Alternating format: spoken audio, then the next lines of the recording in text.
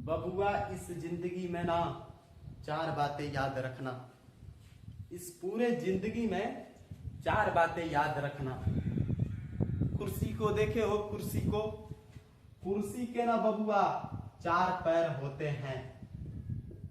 Total के total चार पैर होते हैं कुर्सी के, जिसमें से पहला पैर यदि टूट जाता है ना तो कुर्सी गिर जाती है, ढिमला जाती है, फिर कुर्सी उठ नहीं पाती है, फिर कुर्सी पहले जैसे खड़ा नहीं हो पाती है।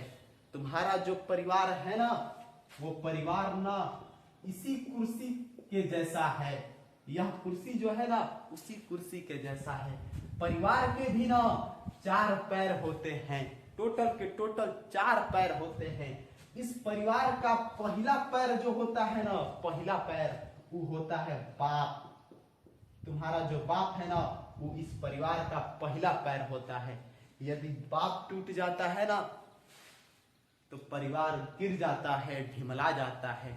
परिवार पहले जैसे खड़ा नहीं हो पाता है बाप के टूटने के वजह से। इसलिए तुम बाप की उम्मीदों को मत तोड़ो।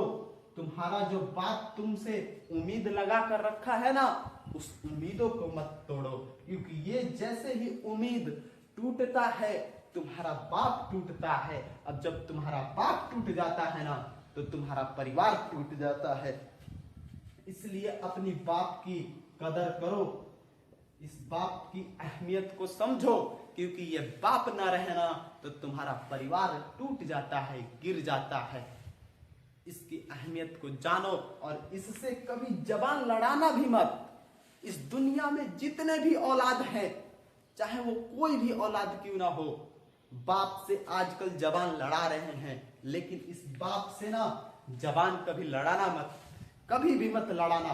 क्योंकि ये बाप से जब तुम जबान लड़ाते हो तो इस बाप की ना उम्मीदें टूट जाती है, बिखर जाती है।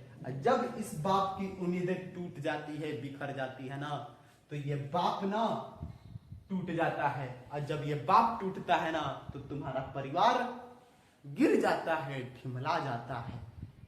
सिर्फ ऐसे जैसे कुर्सी गिर जाती है, ढिमला जाती है। कुर्सी का दूसरा पैर भी होता है। दूसरा पैर बबुआ होता है।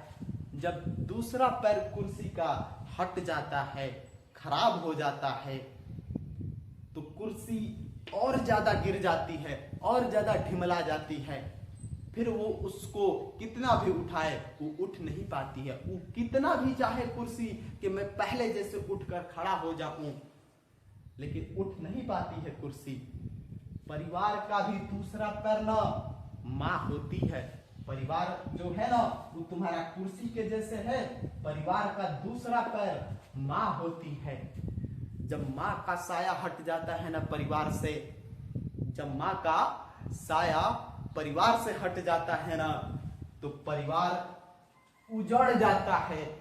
फिर औलादों को कोई पूछने तक नहीं आता है।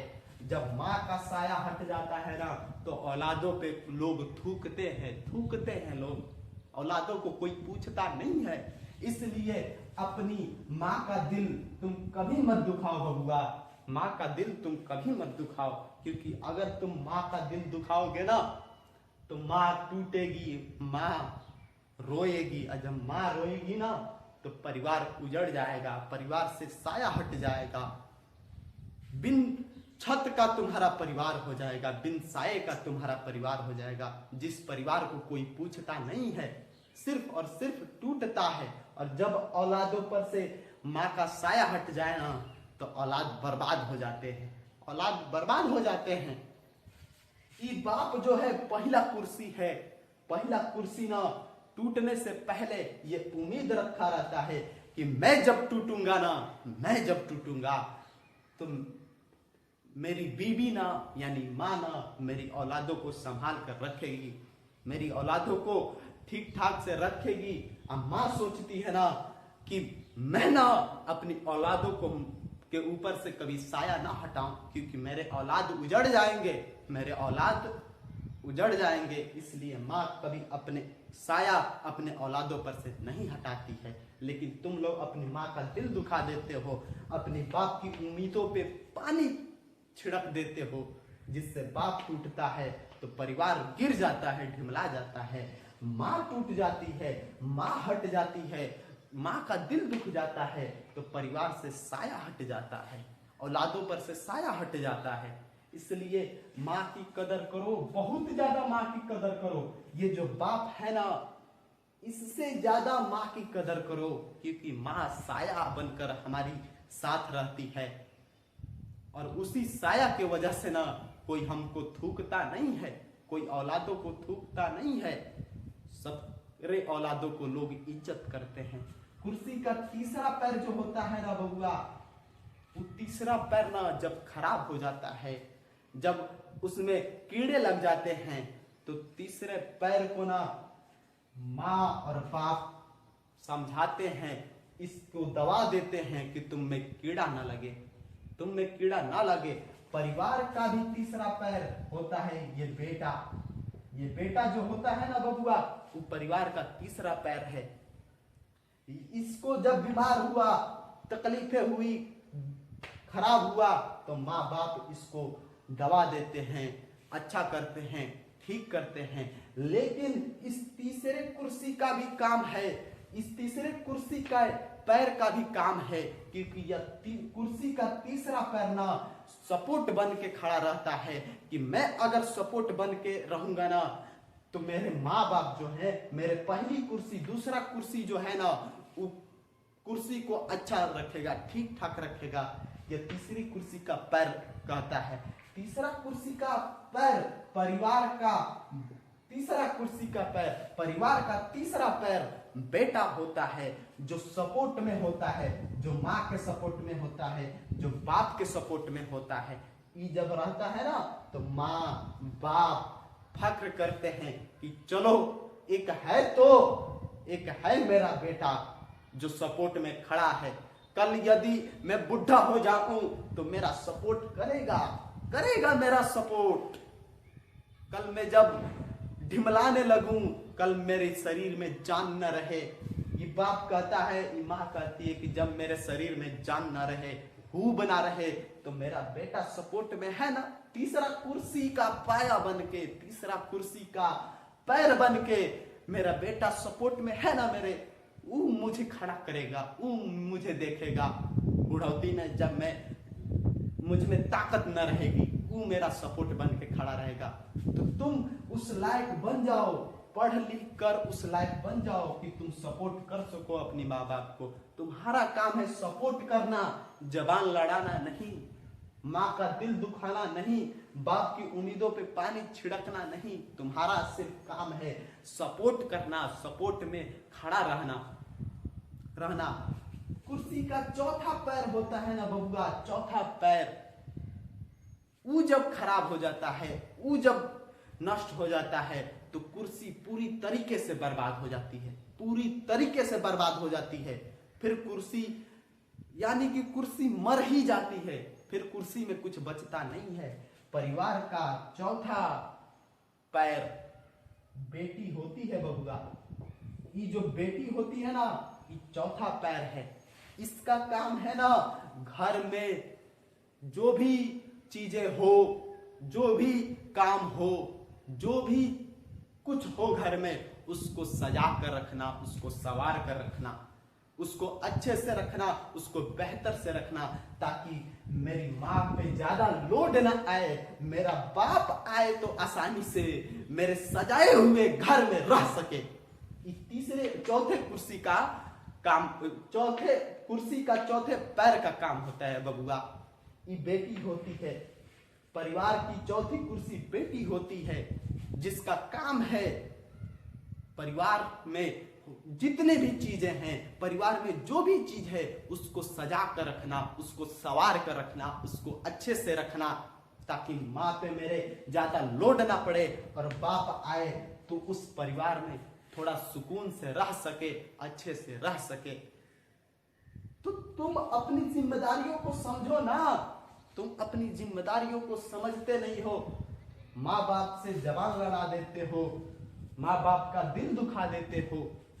माँ बाप का दिल तड़पता है, धड़कता है जब तुमको पैदा करता है ना इस दुनिया में ना, इस बाप को इस दुनिया में सबसे ज्यादा अगर खुशी मिलती है ना तो जब इस बाप को पहला बेटा मिलता है, चाहे वो पहला बेटा मिले चाहे बेटी मिले, सबसे ज्यादा खुशी मिलती है। क्योंकि बाप तृप्त हो जाता है अपने पहले बेटे को पाने में, अपनी पहली औलाद को पाने में तृप्त हो जाता है। इसको पूरी दुनिया की खुशी मिल जाती है, पूरी दुनिया को खुशी मिल जाती है। तो बाप का दिल तब से जब खुशी मिल जाती है वो पूरा जिंदगी भर की खुशियां ले लेता है उसी दिन। उसके बाद से मेहनत करता जाता है, करता जाता है, करता जाता है। किसके लिए करता है? इस बेटा के लिए करता है, इस बेटी के लिए करती है कि ताकि इनको कोई नुकसान ना हो। और जब इनको कोई नुकसान नहीं होगा ना तो ये दोनों हमारे सपोर्ट में है ना, एगो सपोर्ट में है जो हमारे बुढ़ौती में मेरा सपोर्ट करेगा, लाठी बनेगा। और एगो है जो हमारे बुढ़ौती में घर को सजा कर रखेगी, घर को संवार कर रखेगी। ये काम होता है कुर्सी के चारों पैरों का। इस कुर्सी के जिंदगी के जैसे ही हमारा परिवार है, परिवार का जिंदगी है। परिवार भी एक कुर्सी है जिसके 4 पैर होते हैं। पहला पैर बाप होता है, दूसरा पैर माँ होती है, तीसरा पैर बेटा होता है, चौथा पैर बेटी होती है। बाप जो होता है वो हमेशा बेटा बेटी के लिए मेहनत करता जाता है।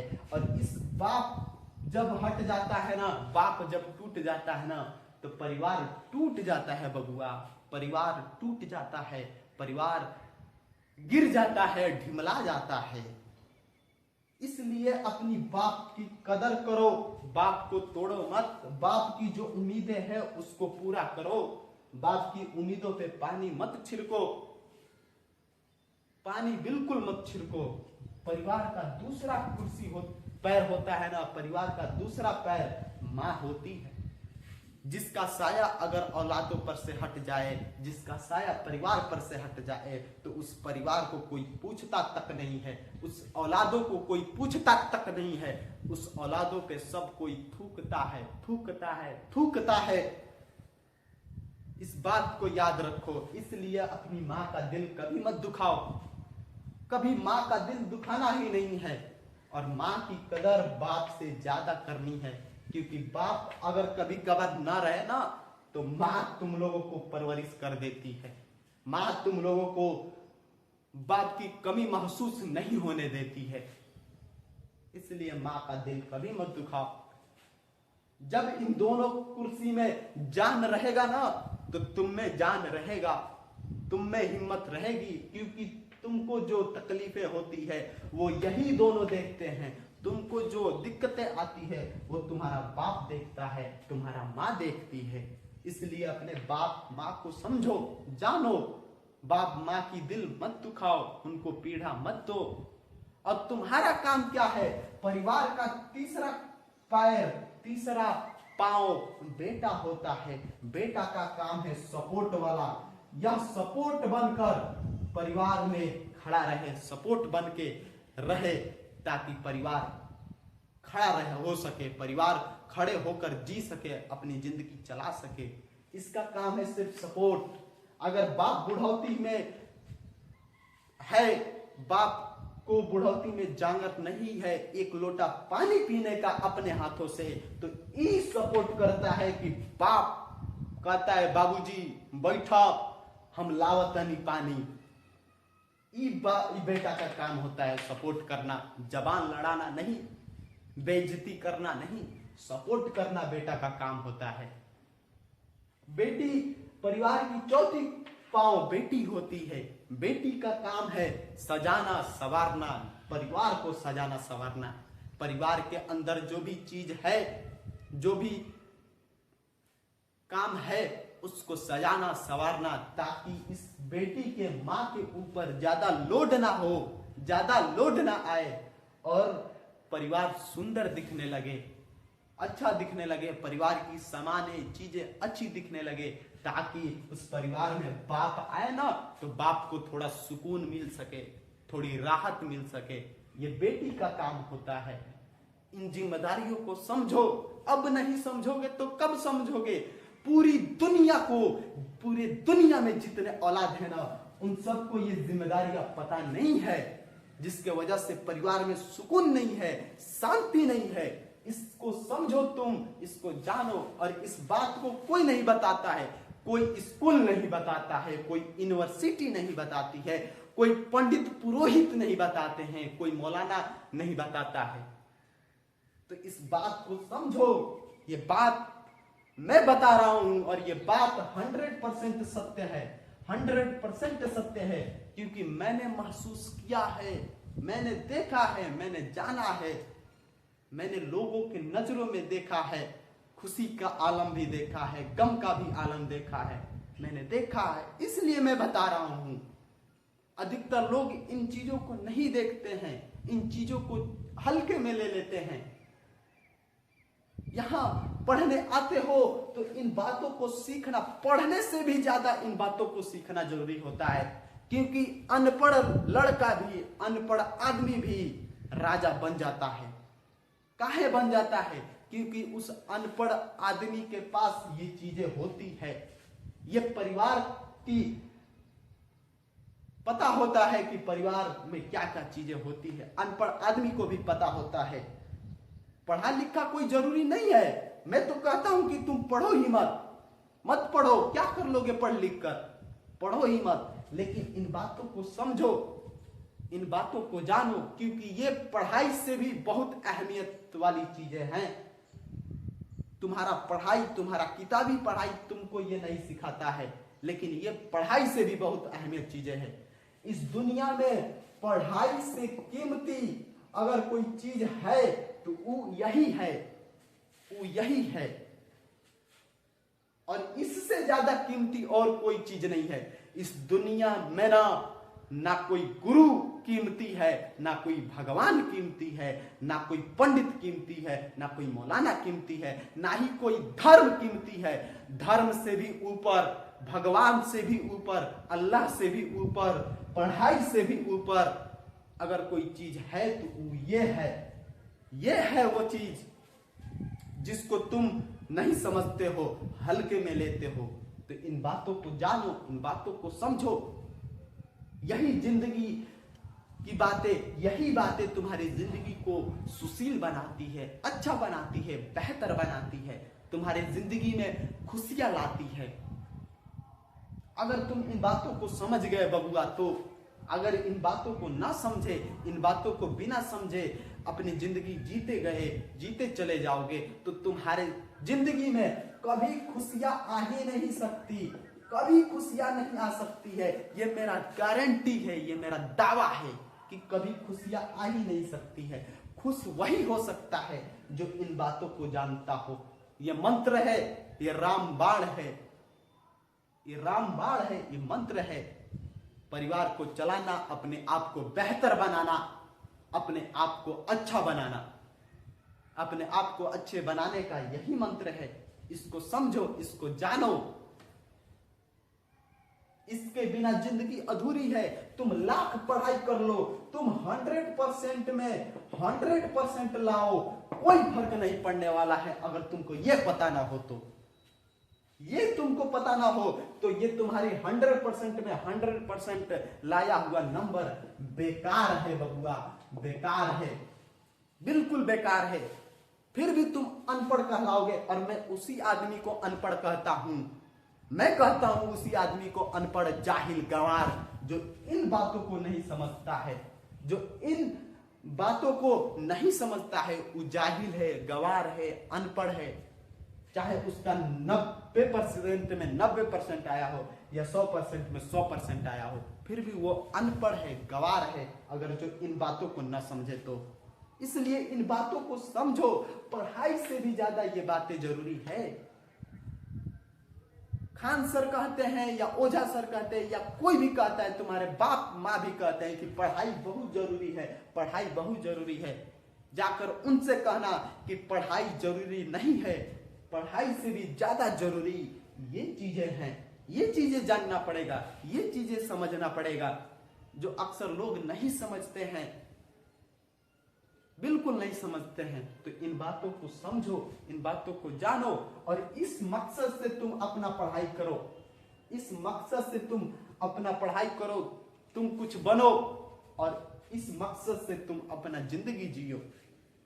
मैं एक बात सुनिश्चित कर देता हूं कि इस मकसद से अगर तुम अपना जिंदगी जियोगे ना, तुम अपना जिंदगी जियोगे इस मकसद से ना, तो तुम्हारे परिवार में कभी कठिनाइयां नहीं आएगी, तुम्हारा परिवार में कभी दुख नहीं आएगा बबुआ, तुम्हारे परिवार में कभी मुसीबतें नहीं आएंगी, क्योंकि इसमें सब कोई एक दूसरे का सपोर्ट कर रहा है, सब कोई एक दूसरे से मिलकर अपना परिवार को बेहतर बना रहा है और इसी से परिवार बेहतर बनता है, इसी से परिवार बेहतर बनता ही है।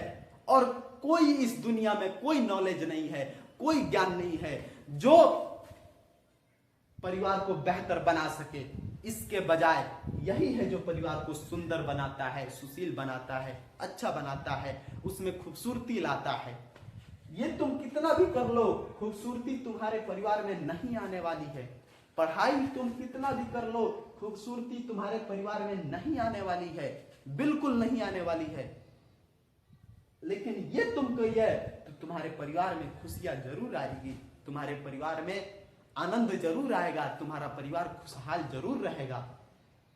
इस बात को समझो और दुनिया इस बात को समझे। मैं यहां बैठे हुए या ऑनलाइन लोगों से नहीं कह रहा हूं, मैं पूरी दुनिया के पास ये संदेश भेजाना चाह रहा हूं, मैं पूरी दुनिया को ये संदेश देना चाह रहा हूं कि पूरी दुनिया अपनी परिवार की परवरिश कर रही है, अपना परिवार चला रही है, वो गलत चला रही है। जो अपना परिवार ऐसे चलाएगा उसके परिवार में सुकून, शांति, खुशी सब आएगी। जो परिवार इसके तरह नहीं चलाएगा, इसके अनुसार नहीं चलाएगा, उसके परिवार में कठिनाइयां, मुसीबतें, मुश्किलें सब आएंगे बबुआ, सब आएंगे, सब आएंगे। ये मेरी बात 100% सत्य है, मैं 100% दावे के साथ ये बात मैं कह रहा हूं। तो इस बात को समझो, इस बात को जानो।